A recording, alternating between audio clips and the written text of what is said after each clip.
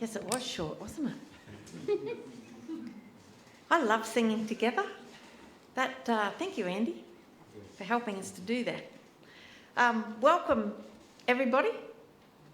See, we've got a few new faces here. We've even got some children here today as well, which is cool. Hope you stick around after the service, have a cup of tea or coffee with us, and then, we're all going to GYG if anybody wants to join us with that as well. I don't know if you remember, a few weeks ago we had a service that celebrated all the different denominational backgrounds that we've got represented here. And I was away for it, but I watched it online and I was just struck again by what a wonderful thing we've got going on here, because that does not happen in many churches. We are in this rare position of being able to learn from people of all sorts of other faith traditions and denominations, and I think that what that does is it helps us to come to a much bigger and enriched understanding of the Christian faith. See, if you grew up in one particular Christian faith tradition or one particular denomination, I think it's easy to forget that your faith tradition isn't the only one that claims to represent Christ. In fact, if you belong to one of the Protestant denominations, it's likely that your tradition is a tiny little brushstroke in a much bigger picture. So the Christian faith can roughly be divided into Orthodox, Catholic, and Protestant branches. It's probably a little bit simplified, but basically that's the kind of big chunks of the Christian faith tradition. The early church wasn't Catholic or Orthodox or Protestant, it was just the church. And it met in lots of small house churches. And at some point, around the 11th century, the church split into these two different branches, the Greek East and the Latin West. And those two branches came to be known as the Eastern Orthodox and the Roman Catholic. Now, you can visit the Macedonian Orthodox Church in New Farm if you really want to. It's just a couple of blocks away. Or you could visit the Serbian Orthodox Church in Wollongabba. Is there anyone here from an Orthodox background? No? I think I met somebody once who was... You look like you're about to say something, but you're not sure. No, okay. There's a lot of Catholic churches around as well, and I know that we've got people from a Catholic tradition in our congregation here. So, that split happened back in the 11th century. A few centuries later, the 16th century, there was another major split, and that was called the Reformation. And that began the Protestant branch of the church, which is up there, it's the red bit. And it's that Protestant branch that split further into literally thousands of smaller denominations. Baptist, Pentecostal churches, Churches of Christ, Salvation Army, Seventh-day Adventist, Uniting Church, Anglican Church, all of those denominations are part of the Protestant branch of the faith tradition. I remember many years ago, very slowly coming to the realisation that perhaps my understanding of Christianity was not necessarily the one correct one. And it happened when I realised that there were many different branches of the Christian faith and that the church that I was in was just a tiny little twig at one end of those branches. So while the foundation of all Christian churches is Jesus Christ and his life, death and resurrection, there are many, many different beliefs and practices and emphases among churches. And it struck me how statistically unlikely it was that I happened to stumble across the one true and correct way of understanding what this mysterious Christian faith is all about. while those millions of other people who also called themselves Christians and those thousands of other denominations that I wasn't in had not. It just seems statistically unlikely. I lived in the US for about 10 years and I came across an organisation called Renovari, and it helped me to understand this thing about my little twig of Christianity being exactly that, just one small twig. But also that my little twig had something good to contribute to the whole tree, and that I could learn from other people who were sitting on other twigs, on other branches. And this organisation, Renovari, pointed out that various and sometimes overlapping streams of tradition have always been active throughout the history of the church. And Renovari recognised the strengths of each tradition, and it encouraged people who find themselves sitting mostly in one tradition to also explore some other ways of knowing God. So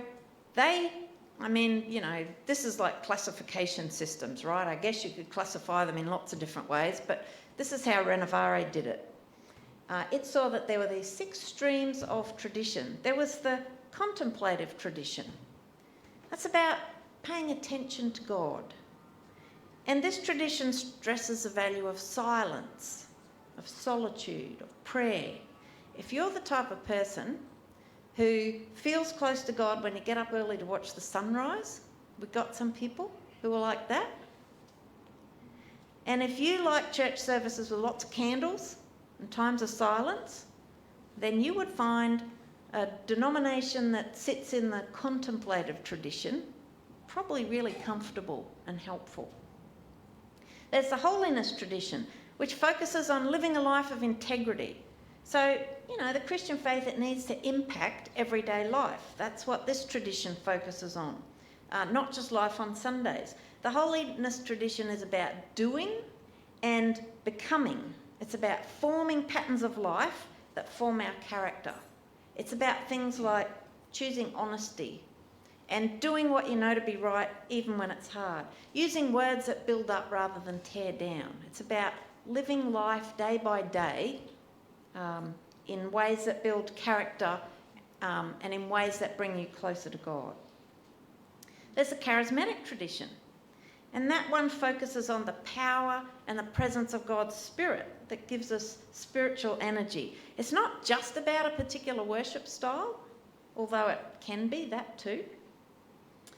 But it's also about just being open to the movement of the Spirit, trying to discern what the Spirit might be doing, and then allowing yourself to be led like that. And those of you who've been here for the last couple of weeks, we've been talking about the Spirit, uppercase S, and the Spirit, lowercase s. There's the social justice tradition, and that's all about justice and compassion and peace, both at the local level of our own lives, but also, and especially, I think, at the global level. So behind lots of social movements of change, there have been people of faith who have been advocating for justice. There's the evangelical tradition, and that has a strong emphasis on studying the scriptures for what we can discover about God and seeing the relevance of the scriptures for life now. And the evangelical tradition is also focused on sharing that good news with other people. That's the strength that is there. There's the incarnational tradition, and this recognises that everything is sacred. This tradition especially emphasises the sacraments that bring the sacred in touch with the everyday. And so ordinary bread and wine become the touch point to meeting God. And those who appreciate the incarnational tradition find comfort and strength in the rituals and the liturgy of their churches. So all of these traditions have treasures, I think, to offer. And all of them are open to misuse. You can see that, can't you? Various denominations tend to sit either mostly in one tradition or span a couple of them. And I'm wondering if as I've been talking, you've been thinking, oh yeah, my church, maybe the church that I grew up in, or a church that I spent a long time in, yep, I know where that church sat. And I'm kind of curious as to if anybody wants to, share, like where do you think, where did your church sit?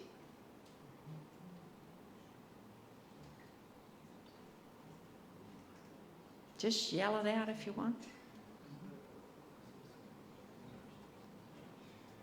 A mixture of charismatic and holiness. Okay. Yep. Charismatic and holiness. Charismatic and evangelical. Was that, so that's one church that's kind of straddled the two, or are you talking two churches? Yeah. And yours was one church that straddled the two? Yeah. Okay. Incarnational? Yeah. Yeah. Okay. My church was two,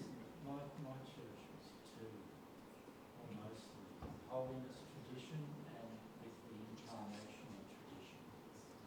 Yep. So the rituals and sacraments.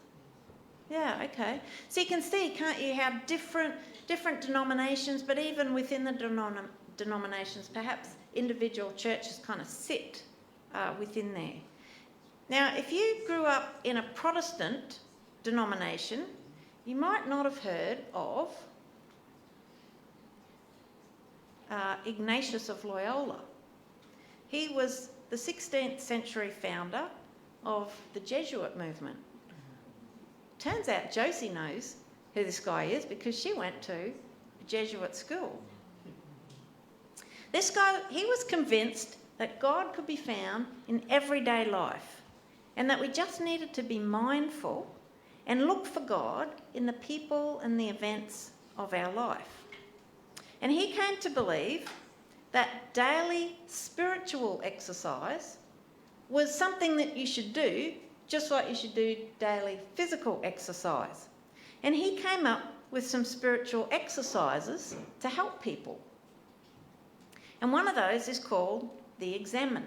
It's this contemplative technique, so sitting in that contemplative tradition of prayerful reflection on the events of the day with the purpose of noticing God's presence with us and discerning how God might be leading us towards more abundant life. Because that's what Jesus said he came to do, is to give abundant life. So there's lots of ways of doing the Examen, and I know that there's been some people in our congregation who gave it a go this week and found it quite helpful. It can be as simple as taking a few minutes at the end of the day when you put your head on the pillow and you just reflect on the day and ask yourself the question, what brought me life today? And what stifled or diminished life today? Weirdly, I asked myself this question last night and I realised that the chair in the corner of my bedroom, the one with the lamp behind it, really gives some life to me. It's like a favourite little spot in my house.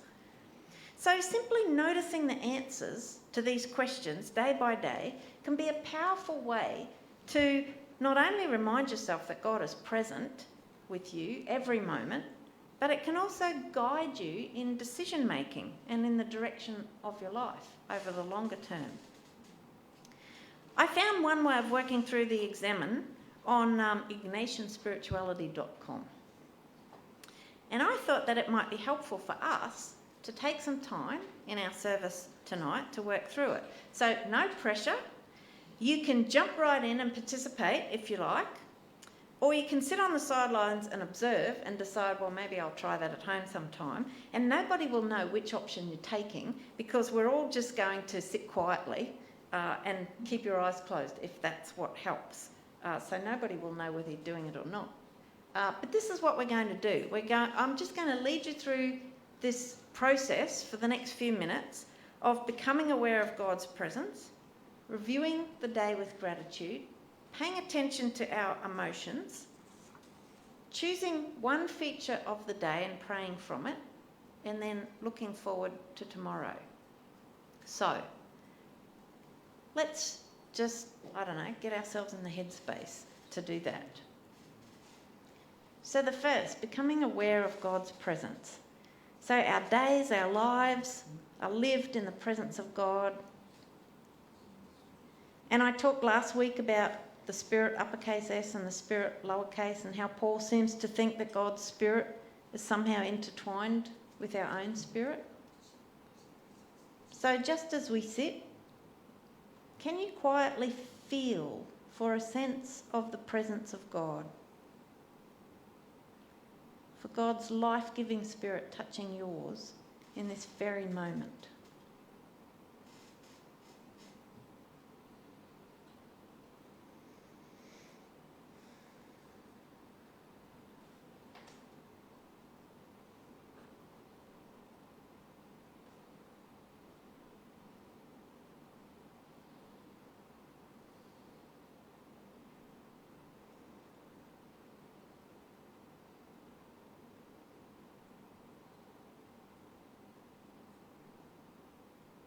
Each day is a gift from the Spirit of God. Walk through your day, the day you've just had. Walk through that in your mind. And notice what brought you life. Think about the things you did, the people you interacted with. Pay attention to the small things, the food you ate, the sights you saw, and other seemingly small pleasures. God is in the details.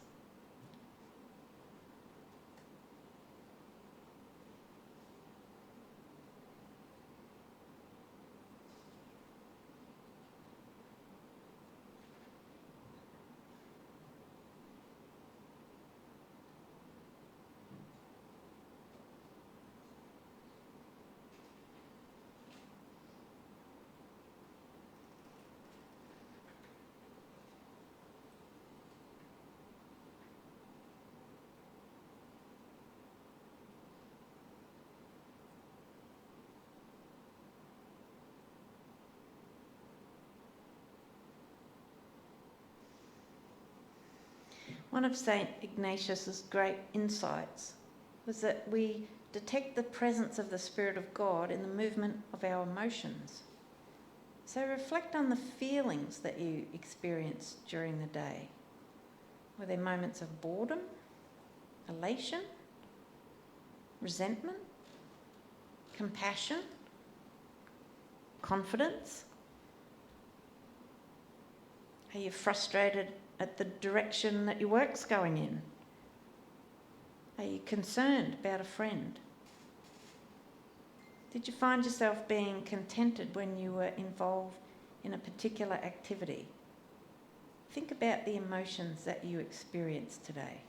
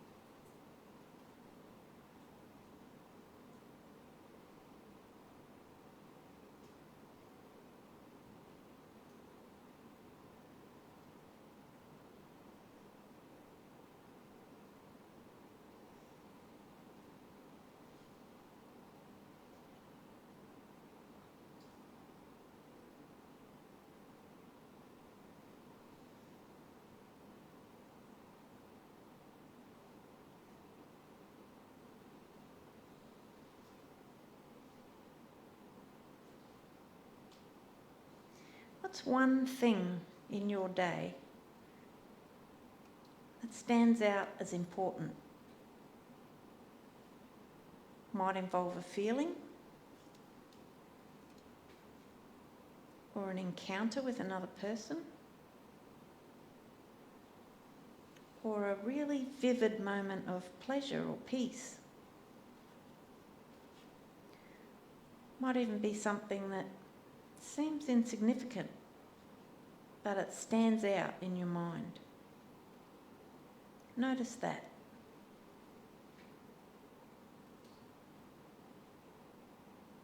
One feature of the day.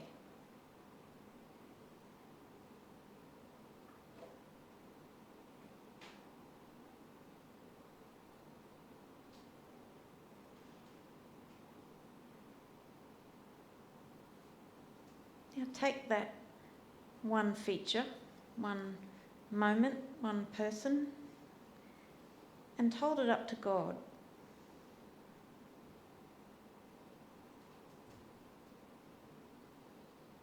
Just draw God's attention to that one thing.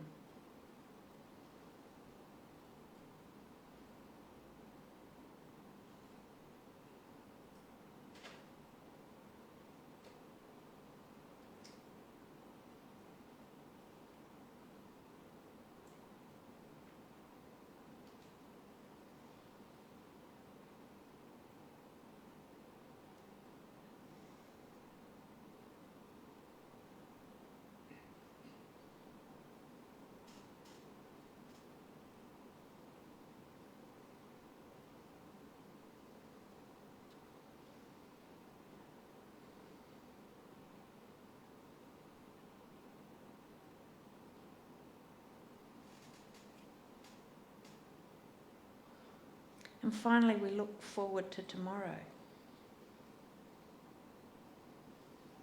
Think about what's coming up tomorrow. Pay attention to the feelings that surface as you think about your day tomorrow. Are you feeling doubtful, cheerful, apprehensive, full of delighted anticipation? Notice those feelings and hold those up to God.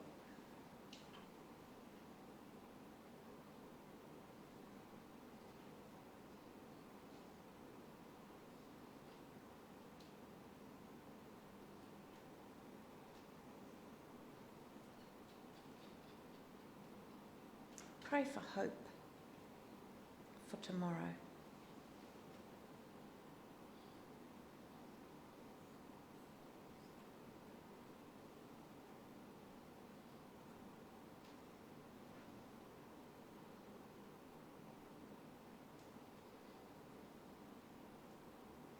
Lord, thank you for keeping us in the palm of your hand. Thank you for being with us moment by moment. Amen.